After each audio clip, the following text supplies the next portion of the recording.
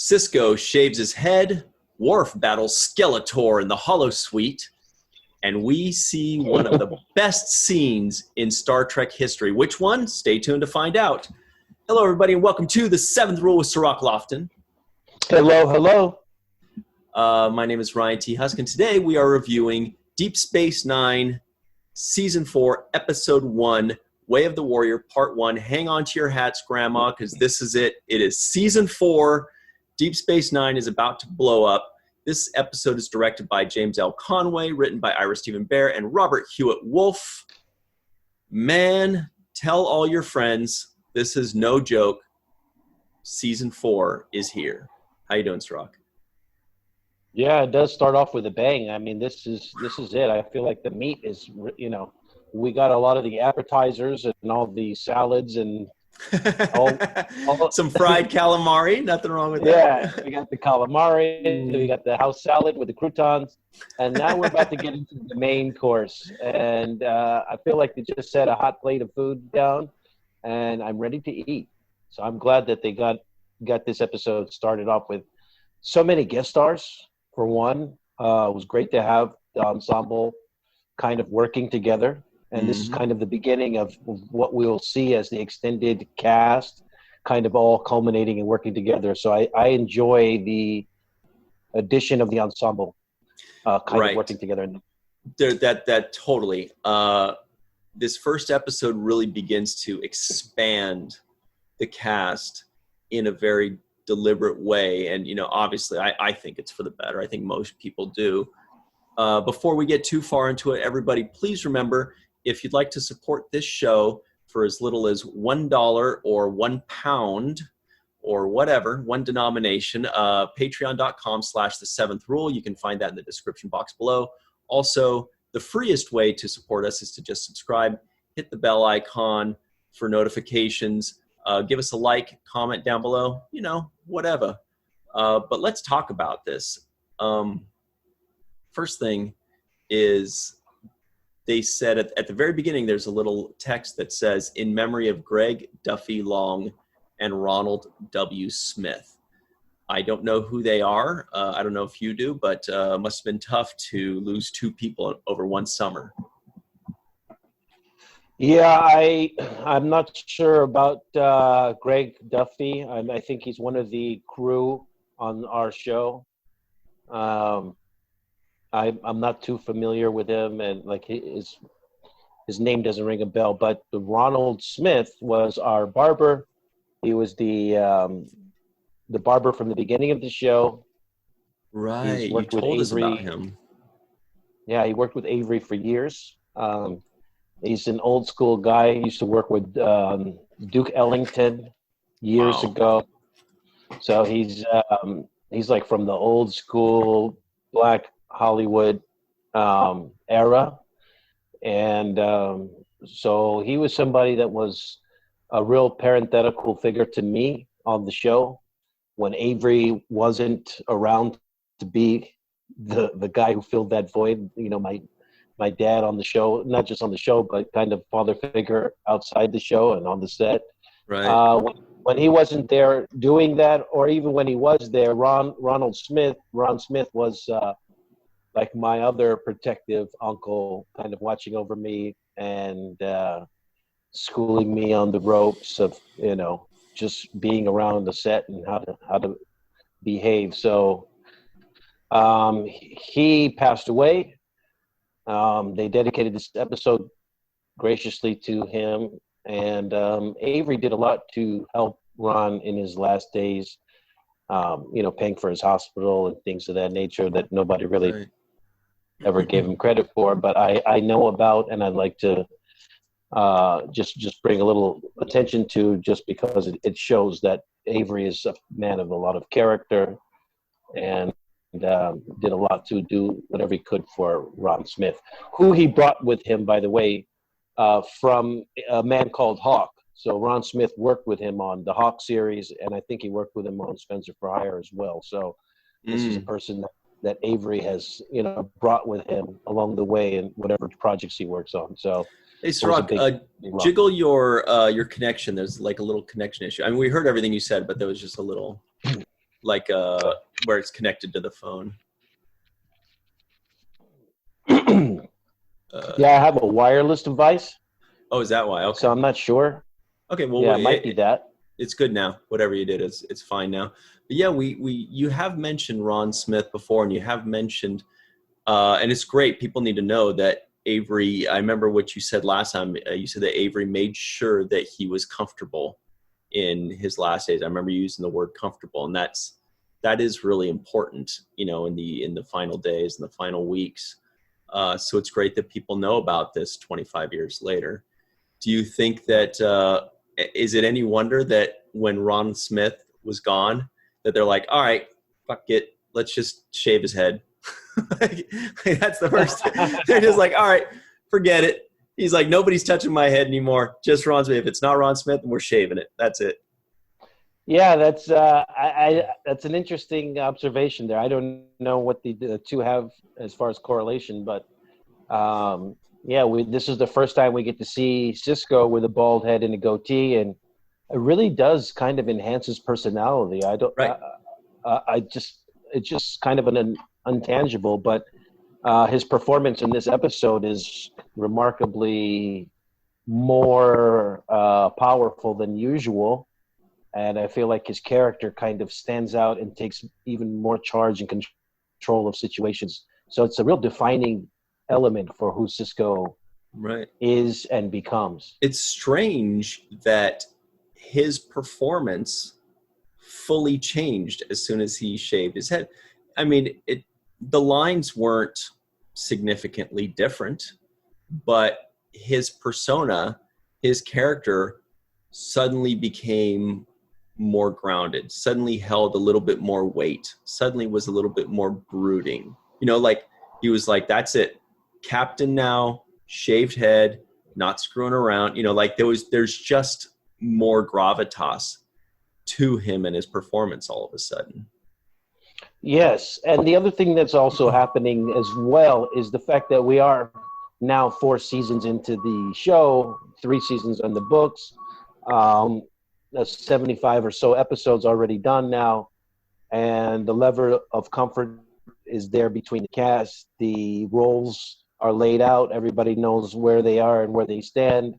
And so I think across the board, I actually feel a real synergy between the characters. Mm-hmm. For example, I saw more in this episode from Dax.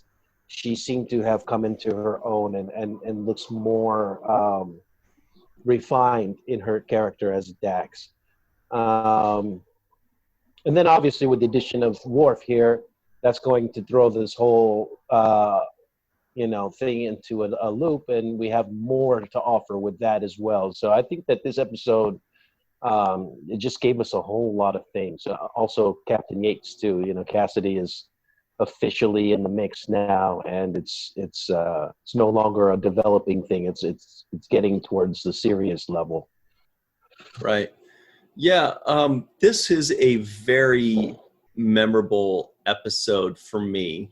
I feel like the first 3 seasons, I watched it once, all the way through 20 years ago or something.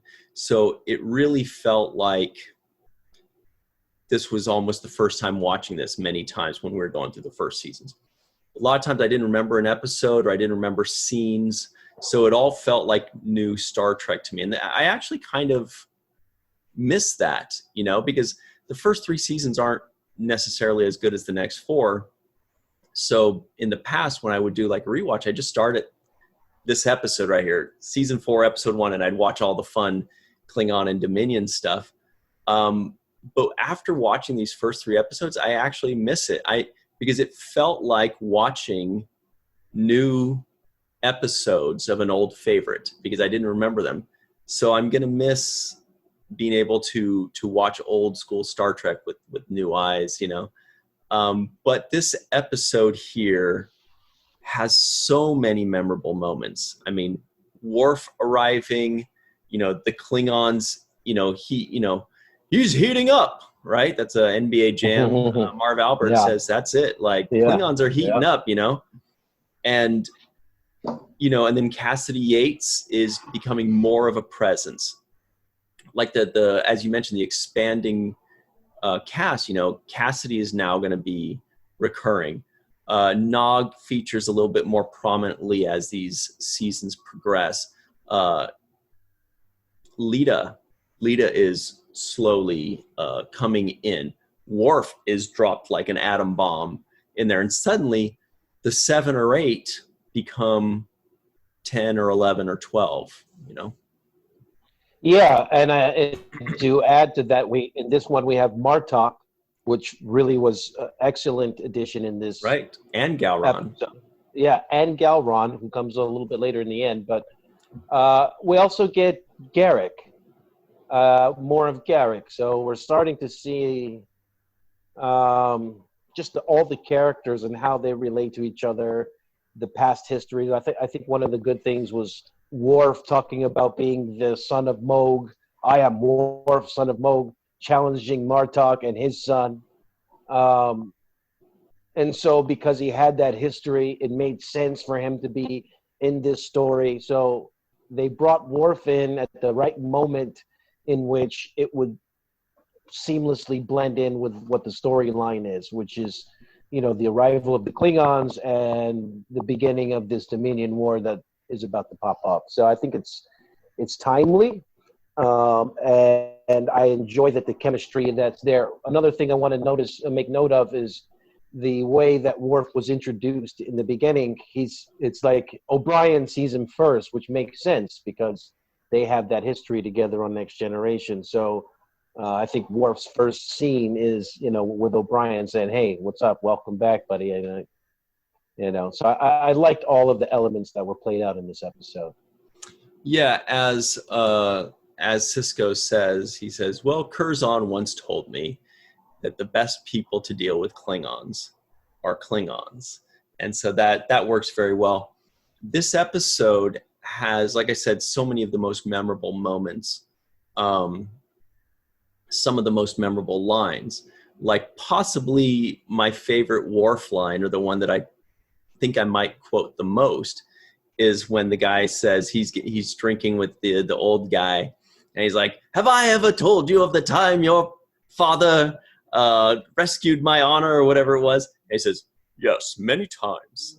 And he goes, it is a good story, Worf. But then he goes, my favorite line, he goes, "Yes, and you tell it well."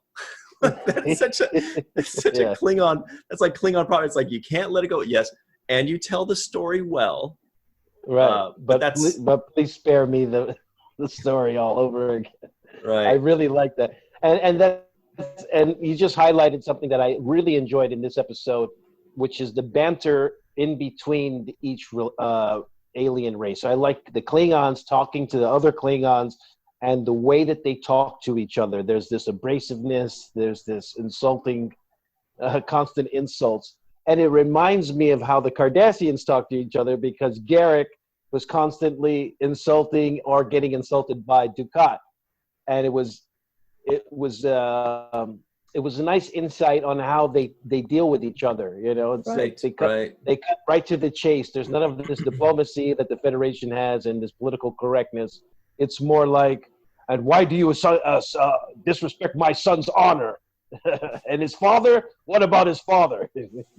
That was, again, I really liked the dialogue in this episode. Might have the best dialogue ever. There's just so many good parts, because he says, "Why do you dishonor why do you take away my son's honor?" He says, "One cannot take away something that one does not have," right? And then he says, "Are you saying my son's without honor?" He says, "I'm saying that he's a coward and a liar." And then Martok says, "And what of his father? That remains to be seen." And you're like, "Yes, Worf, yes, stick it to him." Stick it to him. And that's the kind of blunt conversation that Avery was talking, or Cisco was talking about, when he says only a Klingon can deal with a Klingon. Right. And that proved to be true. And, that's the kind of conversation they need to have in order to have an understanding with each other. I like that. Another great moment is when Bashir is talking with Garak after Garak was injured. And he's like, "Are you sure you don't want to press charges?" And Garak was like, "Oh, no. the psychological damage I did to him is much worse than the 7 vertebrae they broke. And then Bashir says something like, "You're an idiot." I'm paraphrasing. And I wrote down the quote. Where is it? He says, "I'm serious. I mean, thanks to you, I'm nearly completely healed. But I got off several cutting remarks, which no doubt did serious damage to their egos." Yeah, I really enjoyed that line because he really was, relishing the fact that he got in those digs. And he's like, "I lost the battle, but I won the war." Yeah, they bruised me up a little bit, but boy, their egos are going to be hurt for the rest of their lives. I like that.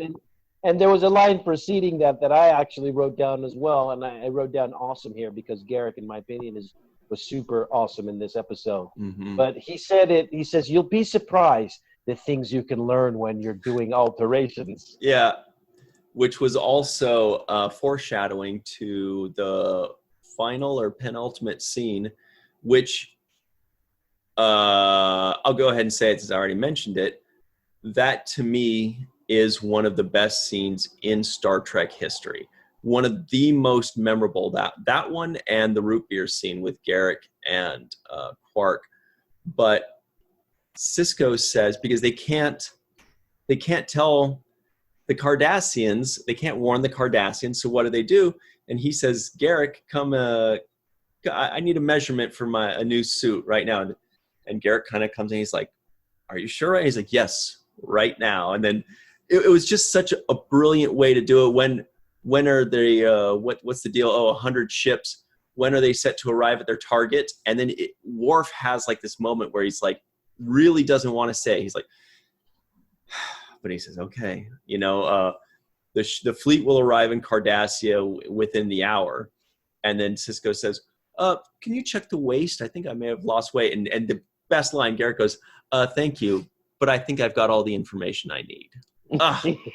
That's like A+ screenwriting. There's nothing better than that, in my opinion. Absolutely, and I have to add a little bit of the way they set that up. There's the only way I see it. There's 2 options, and that was the thing that was setting this scene up. He said, "The only way I see it, there's only 2 options. Either we do this and this happens, or we do this and that happens." And Cisco very, very coyly and cleverly says, "Well, then we need a third option." That's all there is to it. Yeah, that's right. Because we can't take those 2 options. Those are both bad options, right? We're either way, we're stuck in a war. Yeah. So he's finding let's find a third option, which is also indicative of Cisco's leadership skills. Again, weighing out what needs to be done and how to get it done in a way that won't upset the balance of power and destroy everything. And I thought that was a very clever way to come up with it by doing the fitting and leaking the information in that kind of a way. I thought that was just very clever, very good writing on the guy's part, Ira. And it just was a beautifully played episode because there were so many moving parts in this episode. I mean, obviously, the main central theme of this particular episode is Morn, right? So we all know that this episode is the A storyline is Morn having beef with the Klingons, pushing him around and bullying him. Well, because Morn's a troublemaker, and he's had his dealings with the Klingons. He never shuts up about the Klingons, and never. He's also a fan favorite. So yeah, you're right. We're kind of dancing around it, but obviously this is a Morn episode. It's a good point. It's clearly a Morn episode. He was featured in multiple scenes, and he was talked about extensively. What do you think about what Lieutenant Commander Worf likes to drink? Man, this is why I cannot wait to get you onto Next Generation, because this was introduced in the Next Generation, and it was by Guinan, Whoopi Goldberg. She comes up to Worf, and he's sitting in 10 forward, and he's all fussy and grumbly. He's a powder. Worf is a powder. He's a closet powder. He's a warrior. He's a Klingon warrior, not a warrior. He's a warrior. Yeah. And she's like, "What's wrong?" He's like, "Oh, grumble, grumble." And she's like, let me introduce you to something. I think you could use this drink. And he's like, oh, I don't like human drinks. And she's like, just try it. And she gets him this glass, and he takes a sip. And this is one of the other best lines ever by Worf. And he sips, and he goes, and he looks at her and he goes, a warrior's drink. After he takes it, and he's like, what is it? And she goes, it's prune juice. Yeah, I think you like. And then so from then on out, he just loves. And then because she's like, he's a little grumpy. Maybe he could use some prune juice. And so now, like forever, he loves prune juice. And that was great that they're bringing that over into Deep Space Nine, and he has that moment with Quark, which is great. Yeah, I only drink prune juice if I have constipation issues. So maybe Worf is constipated. I think that's what they were saying. That Klingon needs to cling less and just release. Let it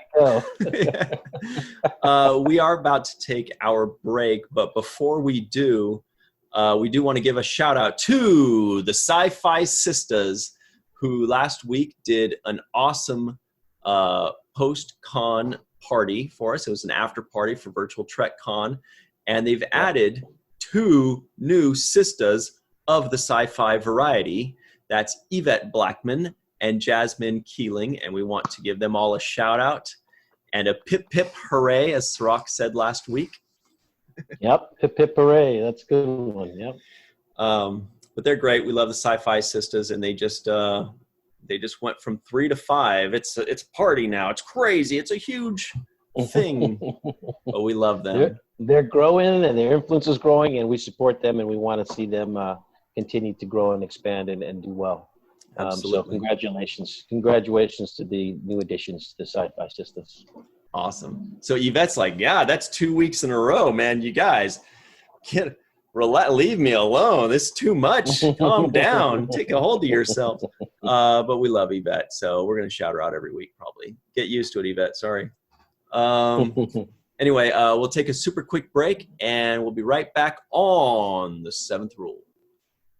Hey, everybody. Welcome back to the 7th Rule with Cirroc Lofton. Hello.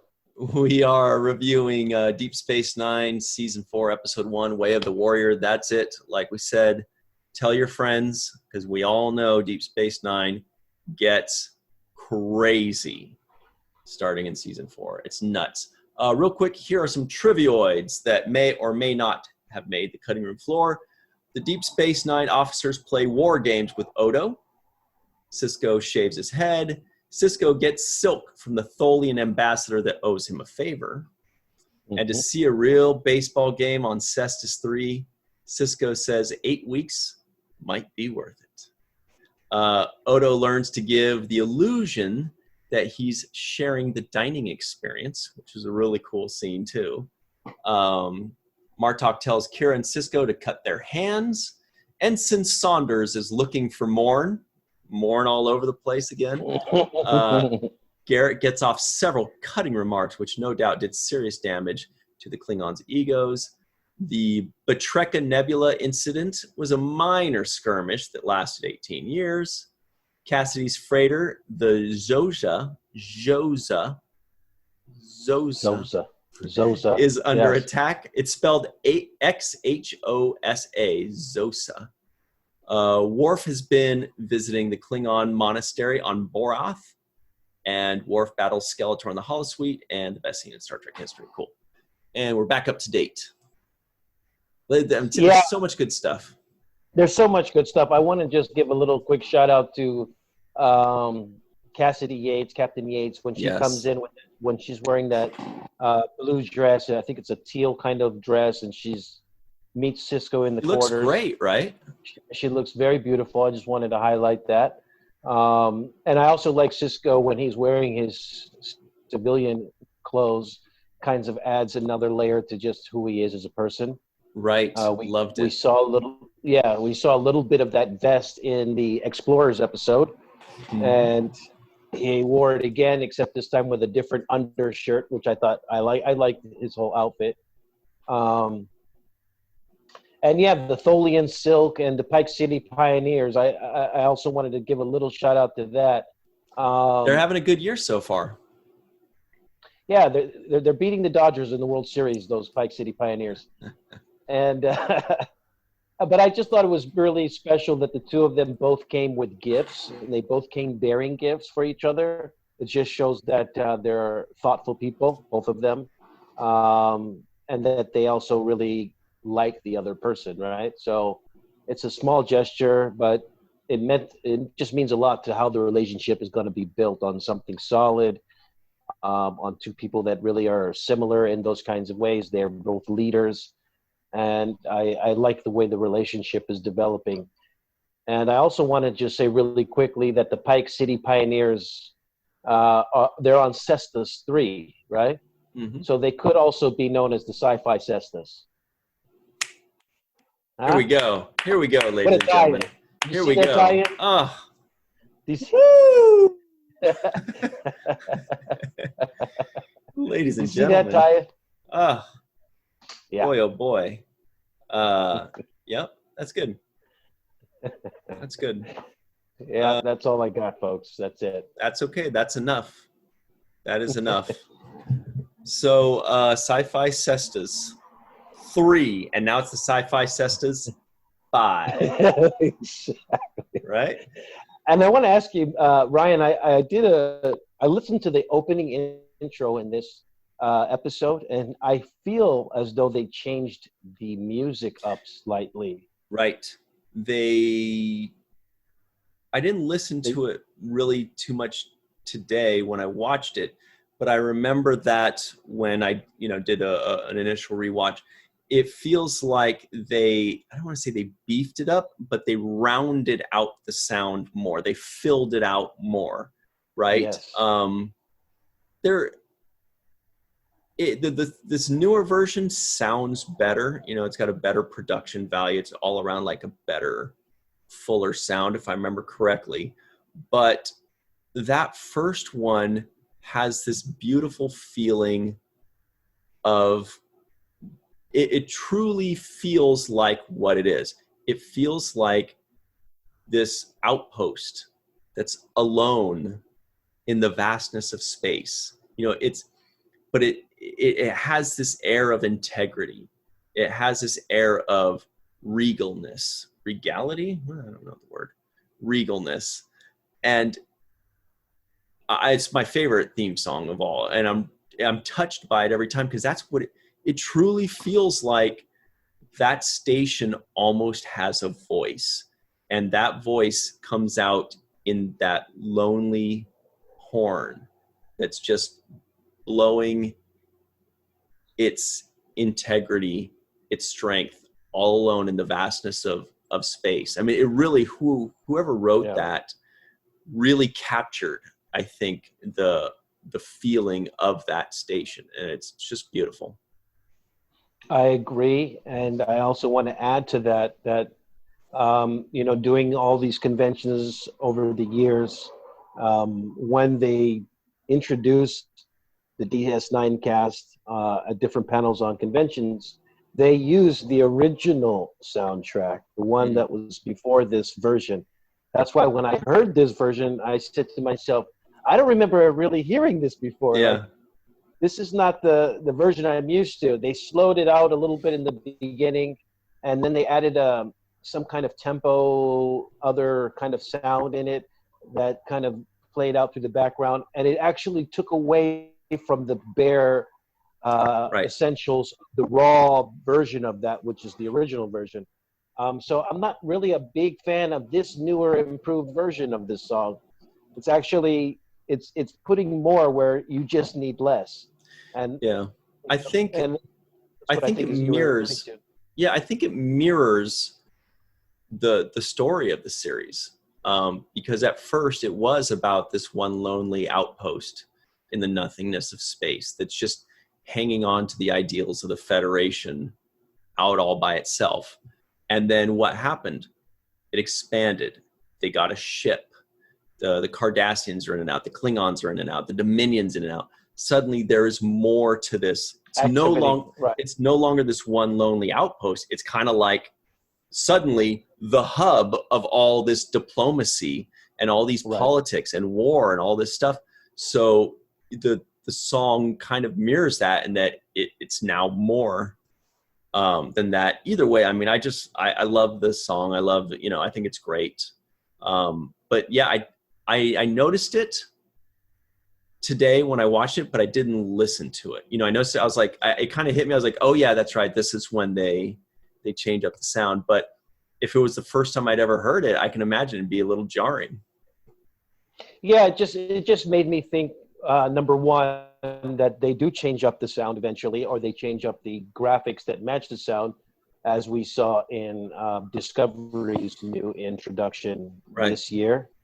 So it just lets me know that while they are working on the show and trying to build out plots and storylines and season arcs, they're also working on trying to refine the introduction and the opening credits. I just want to say that's something that they have focused on and they bring attention to. It just means they're not satisfied even with that. And I like the fact that they pay attention to, how they can enhance or amplify or change the opening credits to match whatever their desired effect is. So shout out to the Star Trek producers for attention to detail. Definitely. That's a good point. I hadn't thought to bring that up. I'm glad you did. Because I was too engrossed in all of the awesome exchanges. Like one is that if you'll notice, they made sure to give Worf a moment with every main character, right? He had his moment with Armin. He had his moment with Odo. Odo gets mad. He gets all huffy. He's like, frankly, I don't care if you do tell him, but just remember, whatever he says. And he had his moment, obviously, with Kira and then with Dax. And Dax was really cute when she's like, oh, yeah, that's me, whatever she said. She's like, and I don't usually dress like this either. It's like yeah, she did a little curtsy right after she said that, like a little kind of curtsy very type cute of thing. And that was a very cute I thought moment. It was cute. Another moment that was cute in that exchange was the other actors, for Kira and O'Brien, to kind of look and see that there was this chemistry between Worf and Dax. Everybody registered it in that moment, right? Mm-hmm. So I like the registering of that moment. Like, oh, this is weird. Like, they're hitting it off really amazingly. That was kind of just a nice foreshadow for what would come later. They also did the scene with the Batwith scene with Dax to let us know that, even though she's this pretty soft girl, she can kick ass when she wants to. And even better, she can get her ass kicked willingly. Right. She can come in and be like, this guy needs to blow off some steam. I'll let him beat me up a little bit. And that's why as soon as she does it, she goes, feel better? And she's like, help me up, Yeah. That's cool. Like, really, good moments all around. I mean, there are just so many good character moments, good exchanges. The other moment I like is, you mentioned it earlier in your opening, the blood, the slicing your hand with blood to prove that you're not a changeling. It was subtle, but it was something poignant for me. It was like, hey, we're not going to talk until you. And Cisco really doesn't even hesitate. He's like, yeah, okay, that makes sense. That's a good, that's a good test to see if we're all on the level here. So I enjoyed that scene. I really enjoyed Martok in this episode as well. J.G. Hertzler was is fantastic as usual, but he was a really good adversary for Worf, I thought. Mm-hmm. And I enjoyed their scenes together. And really quickly, real quick, I do want to finish up on that knife moment, because that's also again, there's so many memorable moments, and in this episode, maybe more than any other episode I've ever seen. And there's that line that he says that I love. It's super great, memorable line Martok says when one of them says, what, you think we're not changelings, or you think we're changelings? And he says, what I think does not matter. The blood will tell. And it's just perfect. He's like, look, I'm not getting into what I think or don't think. I'm just saying, let's all cut our hands so that we know and we can move on. Brilliant. Great writing. It was brilliant. And I liked how Cisco didn't even waste any time and just said, all right, give me the knife. I'll cut my hand. Even though they weren't really worried about sharing blood, because the blood brothers and sisters now. maybe you want to wipe that knife down a little bit, but all right, whatever. It's my own germs, but germaphobeness. But also, it was kind of cool to see. We saw Odo kind of being more playful with his abilities to change. Like, usually he reserves it for very specific occasions. He doesn't use his talent, his abilities that much. We don't see him like just casually, just changing into an owl or a butterfly for any particular reason. But in this one, we got to see him using his ability to kind of test the other crew on how to deal with finding Changeling, which I thought was great. Right. And also him using his ability to blend in with people who are eating.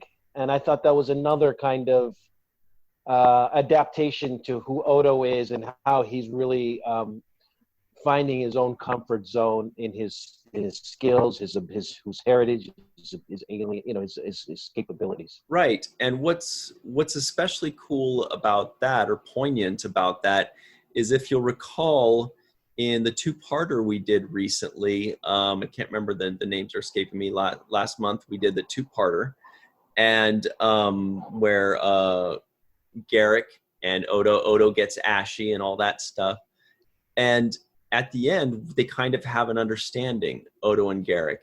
And if you'll recall, Odo says, like, let's do lunch sometime. And Garrick says, well, I do lunches with Bashir or something. He said, how about breakfast, right?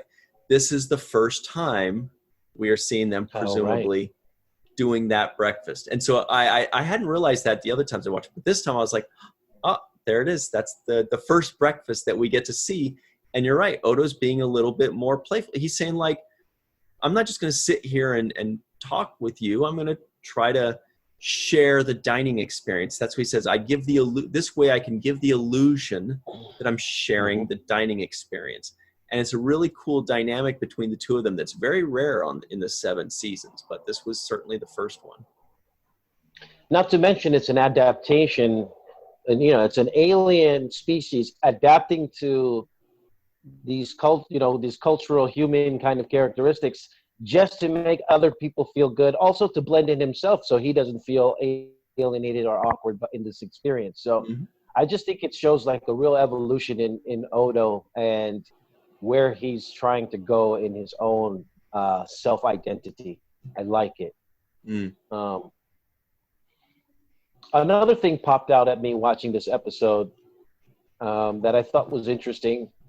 And what the correlation I'm going to make is between Worf and Nog. Good luck. And the correlation is... Well, the correlation is, and you can correct me if I'm wrong, but is Worf not the first Klingon in the Federation? Right, and so is Nog, the first Ferengi. Yep. Right, so in the same way that Worf is changing his traditions of who his people are and venturing into an entirely new identity, Nog is breaking away from the traditions of the Ferengi and trying to pursue that same kind of, course of breaking the habit and breaking the normal. So I think that Worf and Nog have a lot in common in that respect. Definitely. Very much so. You're right. Although their early life is very different. Worf's parents presumably died when he was a toddler, and he was raised by humans, by Russian humans, the Rozhenkos, who are a funny couple. So Worf just kind of does it because, that's just, he's like, okay, well, I'm ostracized by the Klingon Empire. He's not originally part of the Klingon Empire. And throughout the Next Generation, you see how he does kind of get tied back into them. But at first he was, persona non grata, basically. And whereas Nog, he's also the first of his kind, but he's doing it almost, we've covered it, but almost out of spite, almost like, he's got his dad here, he's got his uncle here, he's got everything he needs. He's just making the decision, I don't want this. I don't want to be like these people. I want to be like those people. But then after that, Right. after that, their paths are very similar. That they're the first of their kind, and it's going to be really hard for people to accept them because they're not traditionally viewed as parts of Starfleet. Klingons, because they've off and on between being enemies and allies, and Ferengi because they're kind of a mess. You know? Mm-hmm. But yeah, that's a good point. But Deep Space Nine really, above the other series, explores the other. You know, you have Odo and Garrick. They're both others talking together. You know, Nog is an other. Mm-hmm. Worf, you know, is an other that comes from Next Generation. But there's constantly this exploration of the fish out of water, or, you know, the new person, or the first of their kind. Right. And I think that's one of the things that works well on the show, because you get to explore something and you feel like you're exploring something for the first time. You're seeing somebody having these. I mean, Worf in this episode is put in a really difficult position because of his allegiance to the Federation, but also, you know, maintaining his family name and integrity and the allegiance he has with the Klingons, his own identity. So he's put in a position here where he's having to, you know, consider, which is interesting because Odo says to him, I understand the position that you're in because I have the founders that I'm dealing with, right? Mm-hmm. And I have to make the same kind of decision about where my allegiance stands, you know? Right. And Worf kind of goes like, I don't need your help, or whatever he does. And the Odo snaps back. He's like, well, I don't care what you do. I'm just saying you better do the right thing. If you don't do it, then I will. I got my eye on you. Worf's like, well, whatever. I was going to do it anyway. I'm head of security. I get to watch you. Yeah, that was good stuff by Odo there, though, where, you know, he surmised. He said, look, either you've given up on finding out the answer, which is unlikely, or you found something so disturbing that you don't want to tell anybody. So either you do tell somebody, or I will have to pick up your investigation. Great. And it's all great stuff. That all works very well. It's not contrived. It's not that they wrote something in that kind of tries to force his hand and it's a little, you know, forced or contrived. It works perfectly within the characters. It makes sense. A+ there. Yeah. I do want to say also very quickly, another one of the most memorable lines, at least for me, is when Gowron requests Worf's presence, and Worf shows up and Gowron goes, Worf! Worf! And he runs up to him, and you're thinking like, uh-oh, what's going to happen? And he says, even though you have made some enemies, I assure you, I am not one of them. And he's shaking it, and we're like, that's our rascally Gowron. All right. Great. Yeah. And what came across to me also in that scene, which is, you know, it's always a pleasure to see, you know, Bob O'Reilly doing his thing. But what came across to me was how powerful his eyes are. Like, his eyes are so expressive. He's got these large eyes, and they're very expressive. And they actually are really a window to his soul. I really love the way he gives Worf comfort. Like, don't worry. I know you had to do this. You were put in a position. I get it. And we're not going to put a hit out on you. You know? Another thing I want to make sure to mention, because we're already running low on time, this is just, I'll keep saying it, there are just more good moments and more good lines than almost any other episode ever. Another really, really well-written one and well-performed was when the Defiant rescues Cassidy's freighter, the Zosa. And Cisco says to her, he says, is everyone good? And she picks up that he means, are you good? But he can't say that, right? Because the way she delivers it, she goes, everyone's fine. What's the exact line? He says, is everyone good? And she goes, everyone is fine. And I'm like, that's just perfect all around. You know, like The writing is perfect. The directing and acting are perfect. The delivery, I mean, that's the kind of stuff that makes us love Star Trek, is that brilliance. You know, that's a perfect scene. There's subtext. There's good delivery. It's short. It's sweet. It tells a whole story in 2 lines. Can't beat it. And to add to that scene, which is, you know, this episode is so rich with just, I mean, there's so many scenes we could literally just dissect scene by scene. That's how many good things are in it. But to add to that, just prior to that, Cisco decides to fire 2 warning shots across the bow, like, right, you know, 200 meters outside of their, you know, their starboard ship side of the ship. So he said, you know, give them a warning shot, get their attention. And then the commander of that ship, of that Klingon ship, you know, hails. And I like the way that Dax said, he's hailing you now, like, just, you know, like, just like you thought he was going to respond, and here he is, he's responding.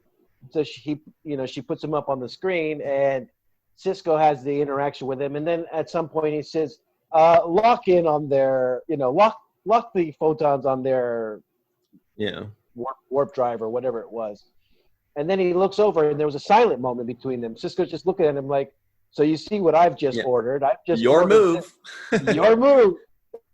And it's not said. There's nothing said, but just the silence for that pause. I really enjoyed it, because that's when the Klingon commander realizes, all right, let's get out of here. This guy's pissing me. You know, he's not changing his mind. So I love that. It was very subtle. It's really small, but there's so many moments like that. And I think another one that we can talk about is the moment between Garrick and Ducat. The pleasantries they exchanged there. Right. We can argue all day about how much we hate one another, but you don't have the time. Yeah, I suggest you prepare for the incoming Klingon instead of worrying about what the hell I'm doing. And I think Ducat said, "Oh, how sad about the Obsidian Order. I guess you'll be hemming women's dresses for the rest of your life." Oh, yeah, that was great. Sorry that I coughed into the mic there. No, it's all right. But that was another moment where I just like, wow, these guys, even in the worst of times, just have daggers lined up for each other. You'll be hemming women's dresses for the rest of your life. Sorry. Enjoy Enjoy that, sucker. Yeah. I love that. The dialogue, like you said, was really amazing. Well, we're just about out of time here. Hang on a second. That means... nitpick of the day. Oh, we got a tune now. Nitpick of the day, right?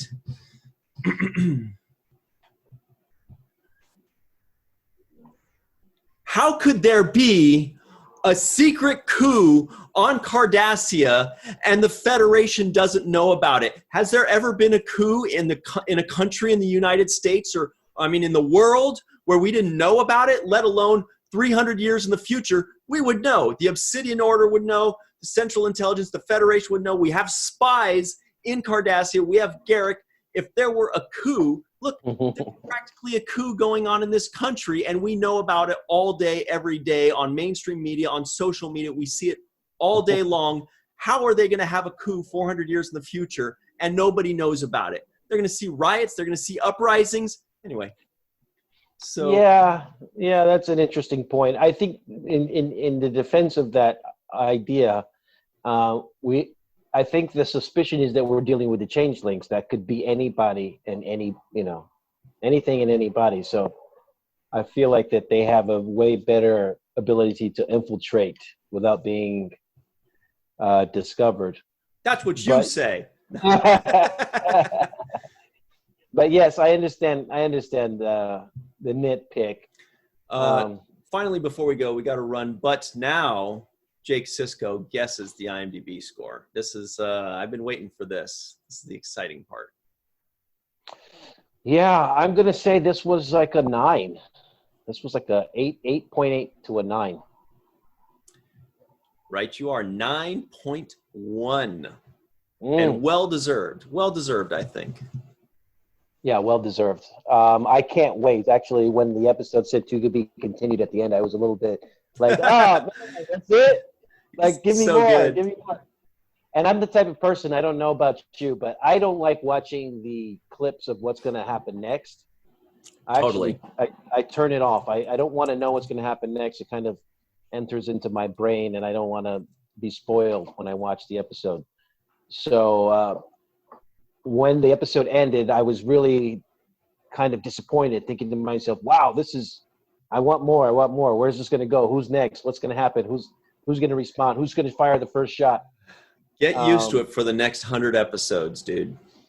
That's just how it goes now.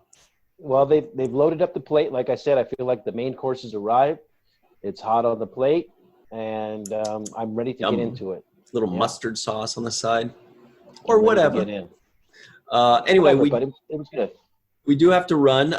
We're going to be right back with the free-for-all in just a moment. Special thanks to Carmen Shamwell, PJ Tomas, TJ Jackson-Bey, Yvette Blackmon, Dennis Koch, Homer Frizzell, Eve England, Marie Segal, Titus Mohler, Tim Baum, Dr. Mohammed Noor, Dr. Susan V. Gruner, Rex A. Wood. Yep. And Bill Victor Arucan. We'll see you on the other side on the free-for-all. Always remember the 7th rule.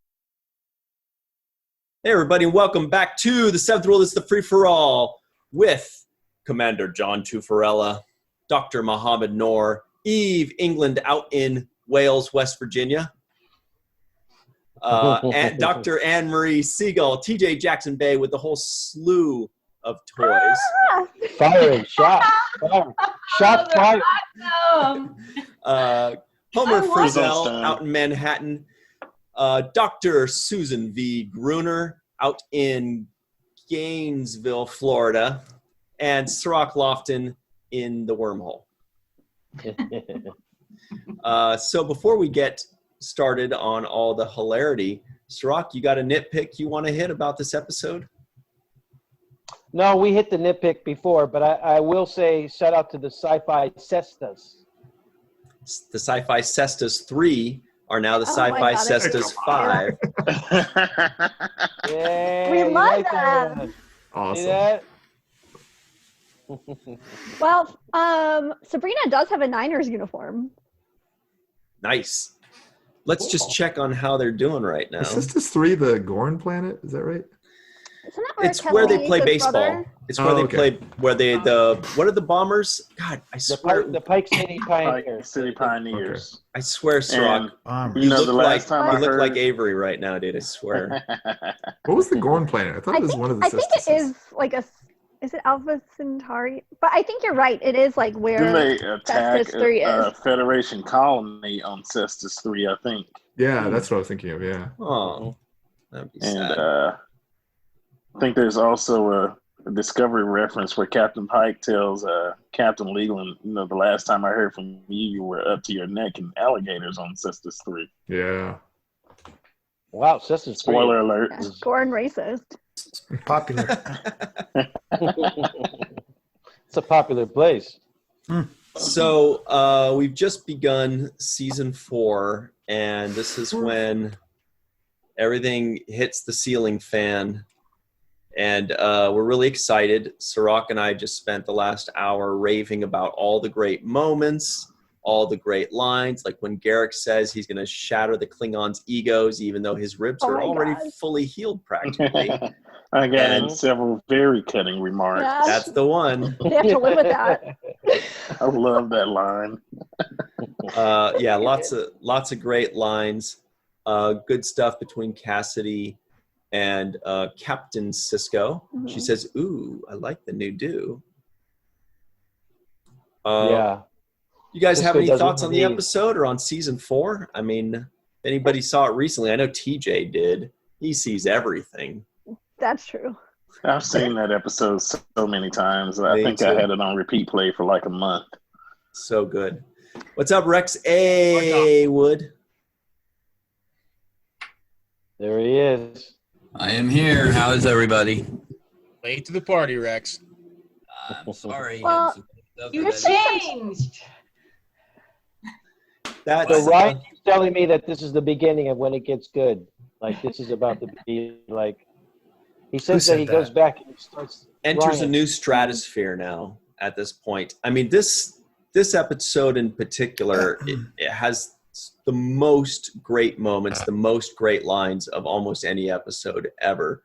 But it's really just great stuff for the next 4 seasons, right, guys? What do you guys think? I think there was not enough Jake Sisko, to be honest. That's Agreed. always. So it's kind of season 4 is limping out of the gate, in my opinion. Hey, Homer, Well- not everybody likes a suck up.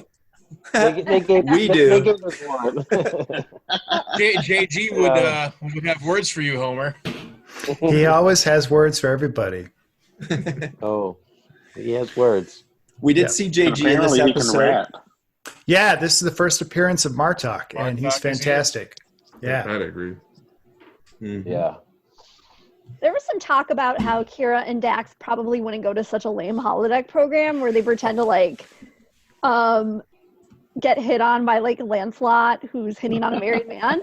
However, my headcanon is that they actually meant to go to Camelot the musical, where they get to sing along and have a really, really good time. Oh. So that's why I fixed that in my mind, because I agree they wouldn't want to go do some lame getting hit on by knights who think they're married crap. Not even Knights in White Satin? Oh. Oh. Especially not. Oh. But, oh no, that's Silk. Never mind. I thought they were going to a medieval time. What was the name of that medieval times restaurant? I think it's Oh, Medieval yeah. Times. I want to go Yeah. out to dinner. Yeah, they went to have dinner at medieval I times. like that one too. That's a really good one. Watch And- the jousting.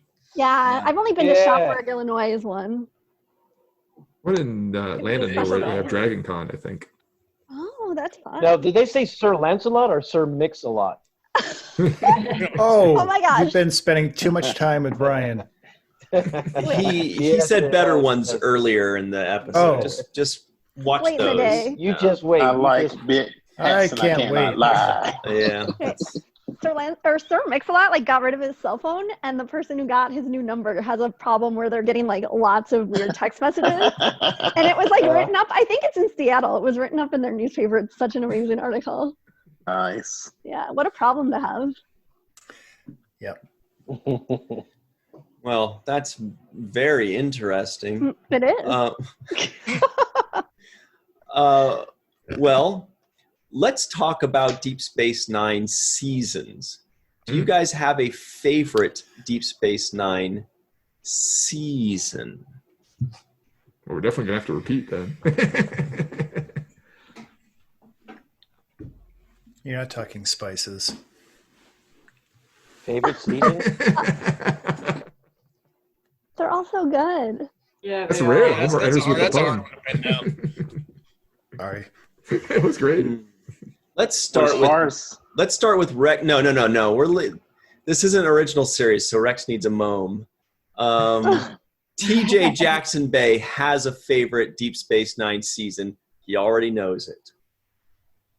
seasonings go, I got from St. Louis Wing Company an amazing Louisiana dry rub.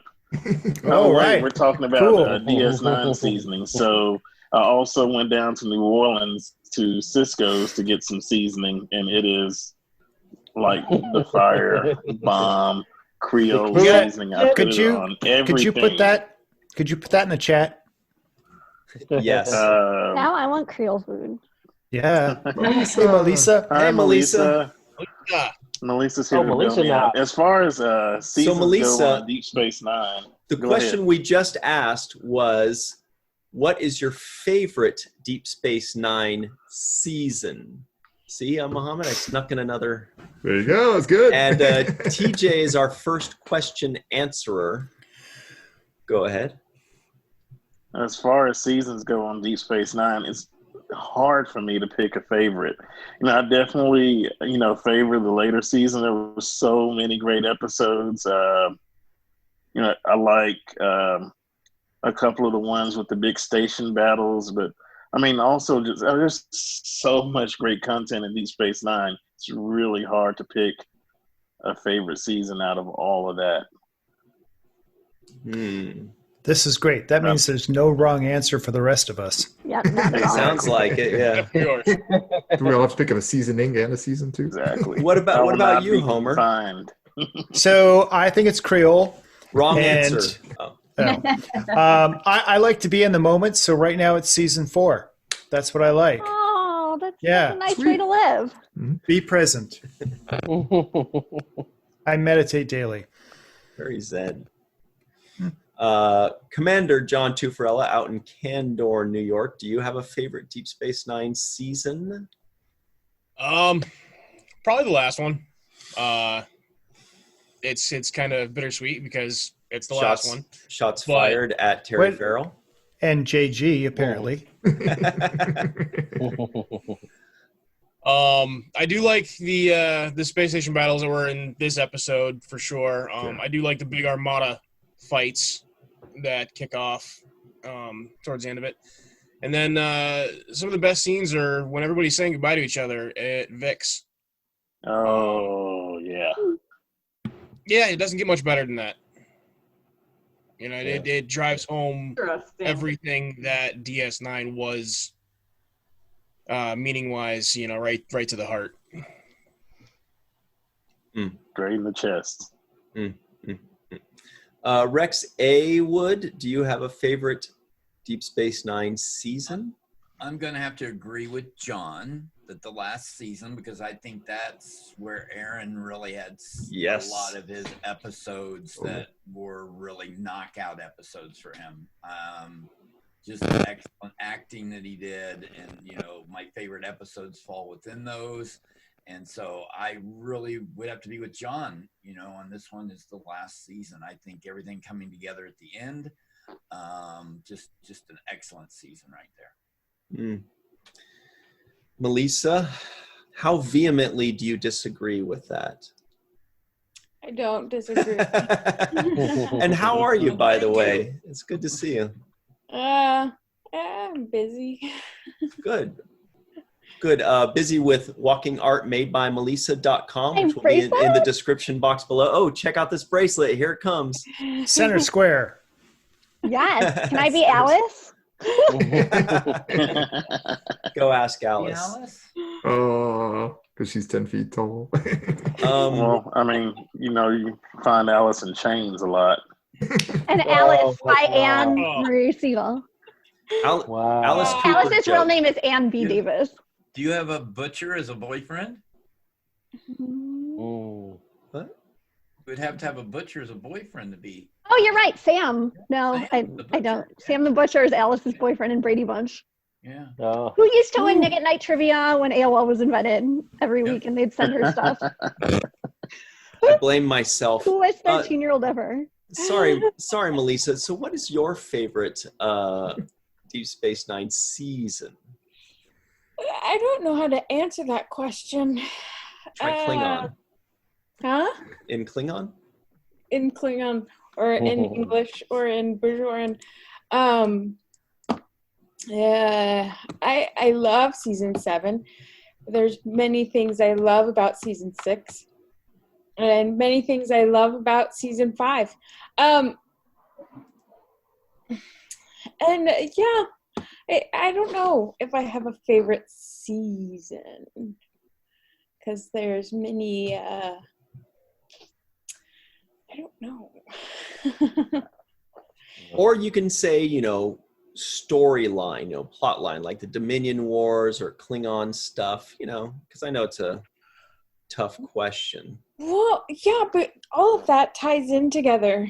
Because I think in season 6 they have that one episode that I love where Kira becomes a prophet and Jake becomes a Power Wraith. Ah, yes. I love that episode. And I think his way is in that Yes. as well. So You stole my season. yeah. So yeah, I love that. I'm gonna go with 6. Ben. All right. Good one. Very good. Susan V. Gruner, you're on the hot seat. If you don't have a favorite season, you can give us a general favorite plot line or story or spaceship. Oh.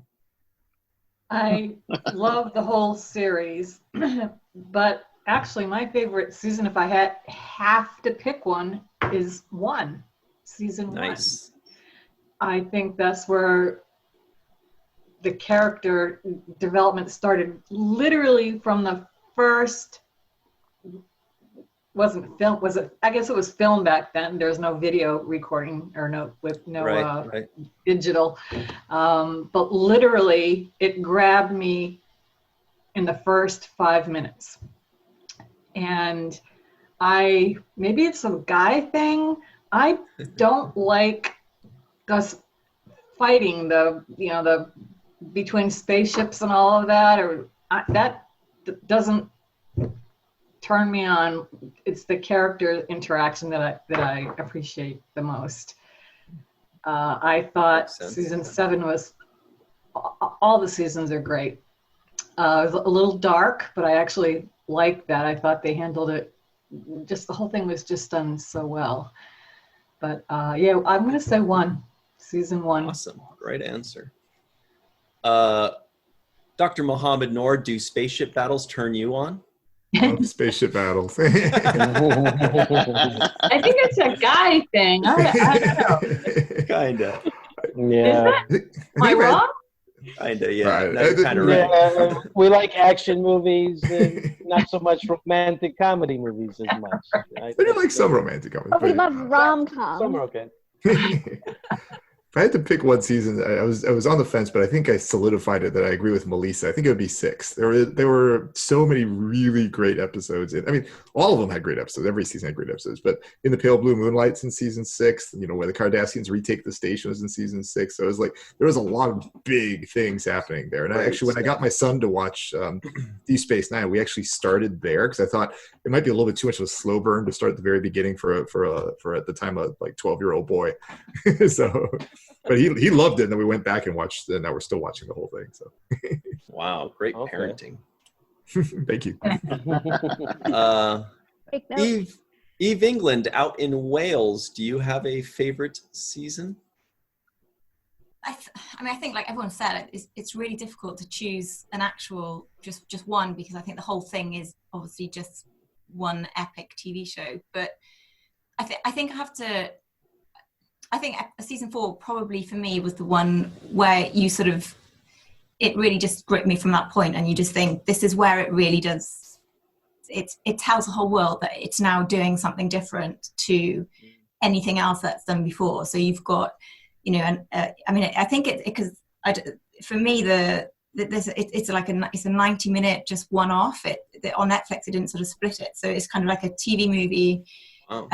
You have everything going on. You have all the action. You have and the fact that actually you've got this sort of really dark bit and the insidious element coming into everything. So to me, this sort of sets the tone for the rest of the show.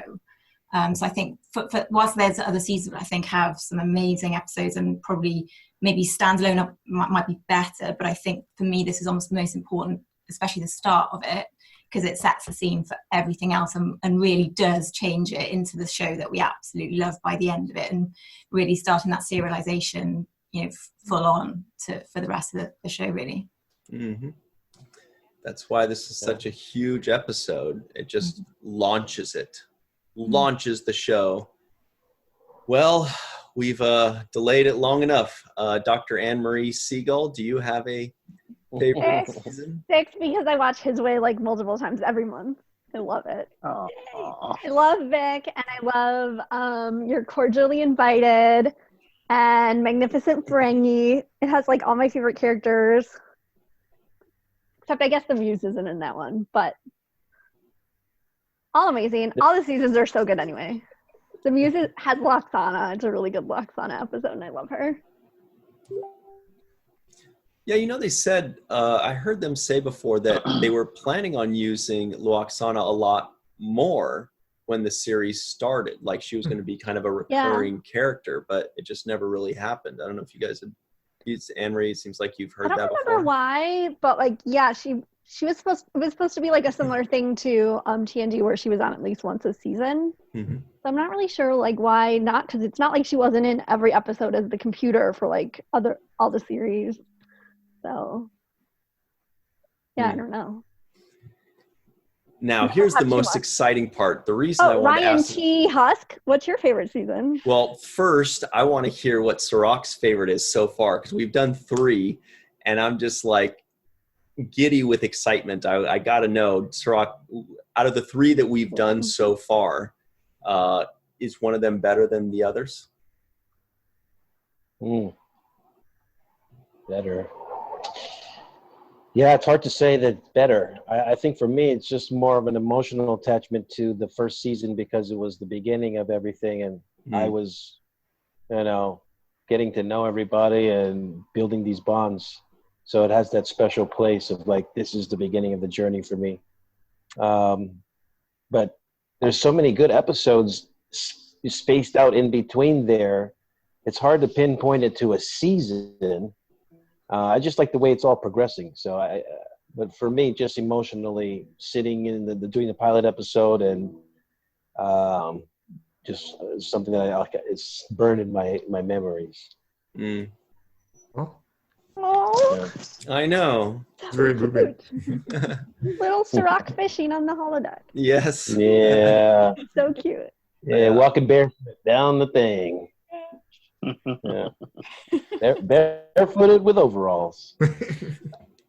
But yeah, that was that's gonna be special for me. But I'd like to answer this question after I've watched the whole thing and be able to kind of look back and see, where do I feel like the interest peaked for me? Where do I feel like I was mostly engaged? But certainly this season 4 is starting off as good as it gets. Yeah. And that's because we're getting so many of the cast. We talked about this in our discussion, but I enjoy the ensemble of the cast. I think that's one of the things that makes DS9 so good is the extended family, not just the regular characters, but the reoccurring characters. Mm-hmm. And the Andrew Robinsons and the JGs and the Bob O'Reillys and I just feel like that's what makes it so much better, because it's not just the Odos and the Ciscos and everybody, but it's the extended family and it's how they interact with each other, and I think that's what makes it even better. So having them up to this point, they were introduced kind of separately. Garrick would have his own little episode here, and then one episode with Ducat maybe, but now we're seeing them all talking and interacting, and it's becoming like a community in a real big way. So I'm liking the way I'm seeing this season 4 start out. That's such a good point. I hadn't thought about that. Like, well said. them without just their one episode. That's awesome. Right. So good.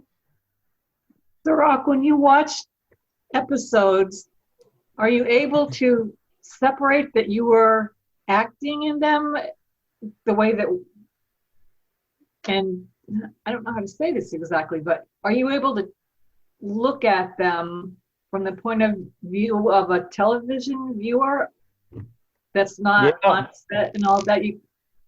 We see you as a kid on a space station.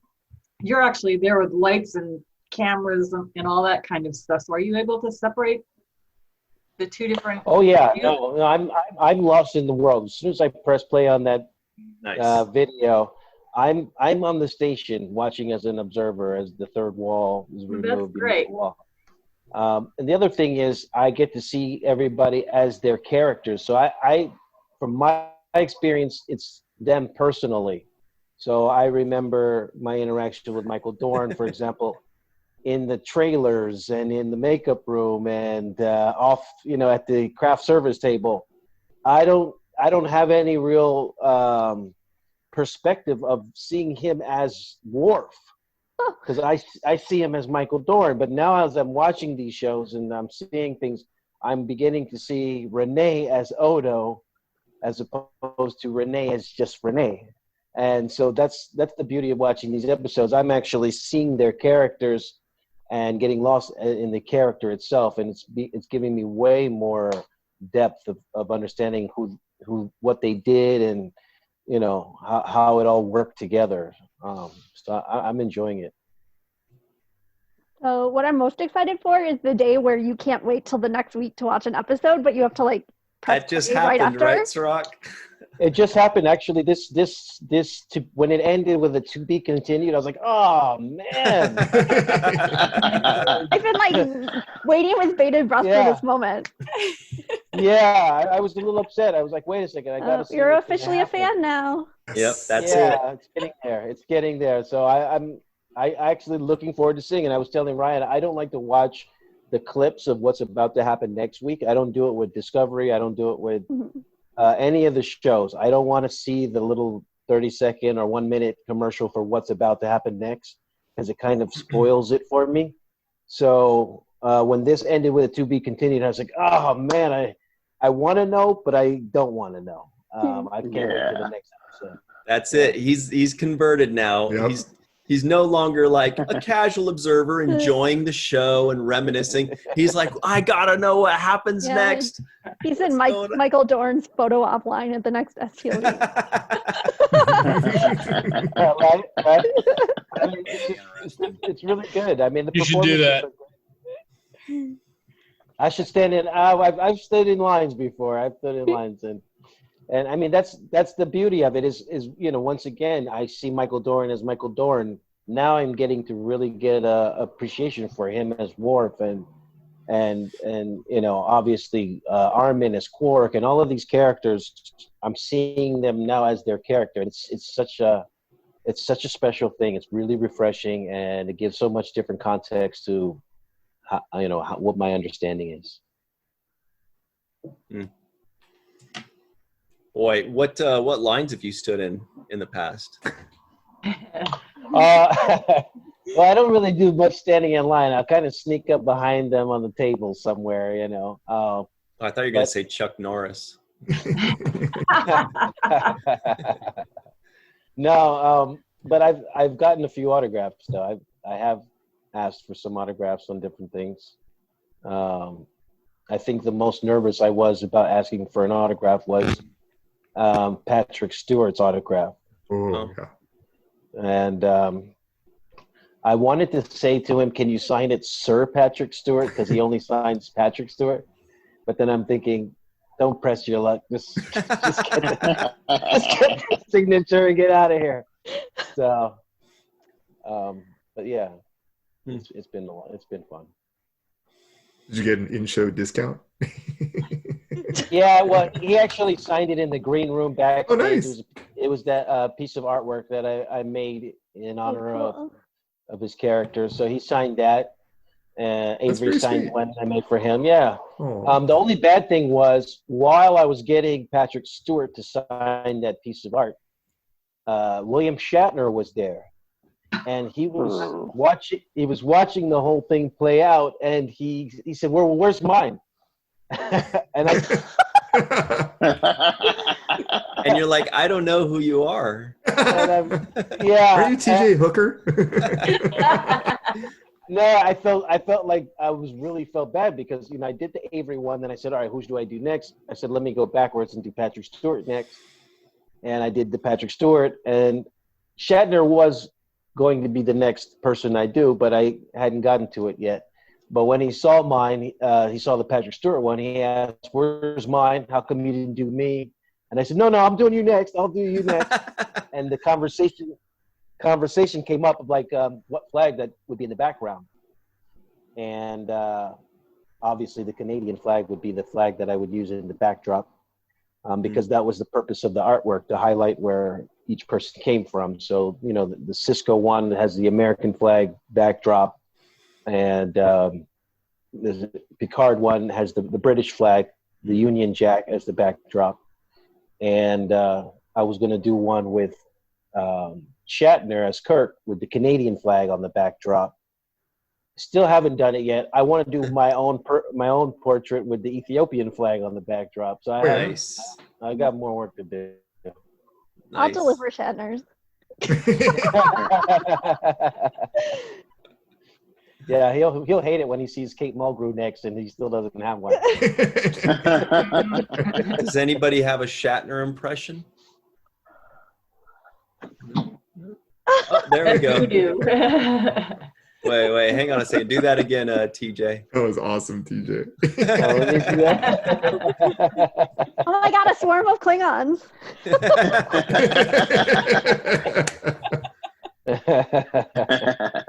Melissa, do you have a Shatner impression? No, I don't pay that much attention to Shatner, so I don't. Whoops. More for me. We're just hurting his Edit. feelings throughout this whole episode. Edit. Nothing personal. It's not because I dislike anyone. I just he hasn't really been on my radar, so. I understand. He's usually guy. in and out. Yeah, he's usually in and out. I mean, even at the conventions, he's like he drops in, he hits really hard, and then sometimes he's gone that same day, and so you don't even really get the chance to spend the usual chit chat time in the back in the green rooms and stuff like that with Shatner. He's usually in and out. Sometimes doing 2 or 3 conventions in the same weekend. So Yeah. He's flying all over the place and trying to manage that. So.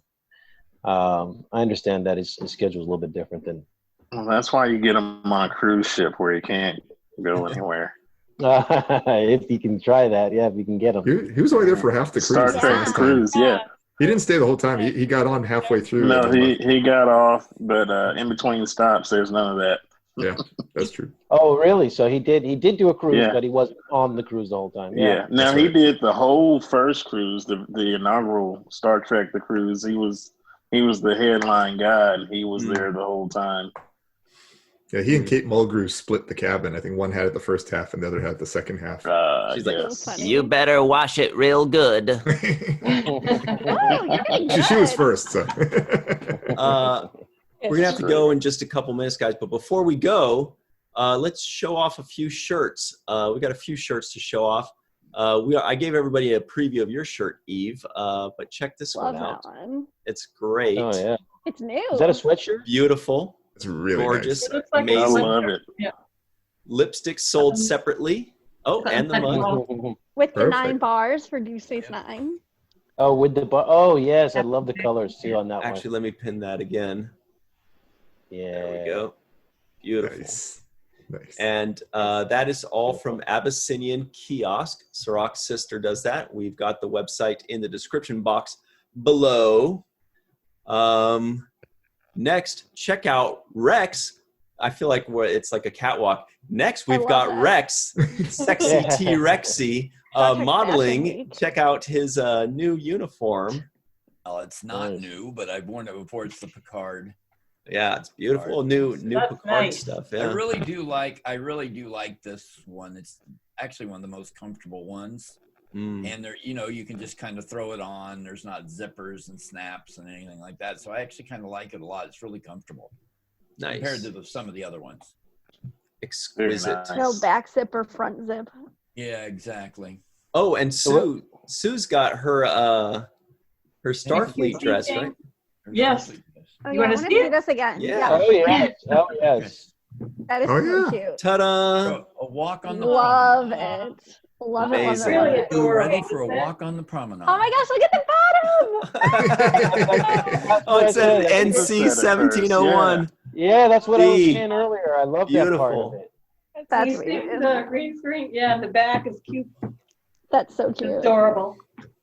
She got the Defiant behind her and the NC Yep. 1701D on her dress. Yes. Perfect. That's all the. Oh wait, Anne Marie, do you have something? Oh You my gosh. I usually had to do. look down and be like, am I wearing the right shirt? So I changed for a little while. Okay, yeah. This is from the Teespring store. Oboe. This one's Springy Eyes. Cool because it says 7th Rule in purple on the back. Nice. Flashy Ferengi women. eyes are watching you. I thought John Only. Tufarella's sweatshirt is also. Yeah, I was trying to figure that out. What is that, John? What do you got? Oh, is that the Serena? La It's Serena. Rios' ship. Oh, cool. Awesome. Hey, That is La really Serena. cool. All right. Awesome. Hey, La Serena. Okay. I'm, All right. I'm ready for that song. I think that's everybody. right? Well, not you. You, Ryan. You've got your Cobra Kai shirt on. Oh, that's not Star Trek related though. But yeah, shout out to Paul Hickman. Paul Hickman hooking this up. Also executive producer and writer of The Assassin's Apprentice, starring Armin Shimmerman, Tracy Coco, Bob Picardo, Sean Kinney, and a partridge in a pear tree. Oh, Marina Sirtis. Marina Sirtis, of course. Obviously. Of course. All right. Paul Hickman's a good friend of ours. Great dude. And walking art made by Melissa. That's my bracelet. Yes. Which I love. My Deep Space Nine binary code bracelet, which I wear all the time. Awesome. Very nice. She should, Melissa, you should make a bracelet with non-binary code. Like a rainbow one that says non-binary code. Oh, non-binary code. Yeah, well, I don't know about that, but it's clever. Good one, Ryan. You're a funny guy. They're non-binary code bracelets, just not, And you can spell it NHAN for the Discovery fans. Yeah. Anyway, I guess we should have ended about a minute ago. Yeah. All right. Wait, what was your favorite season?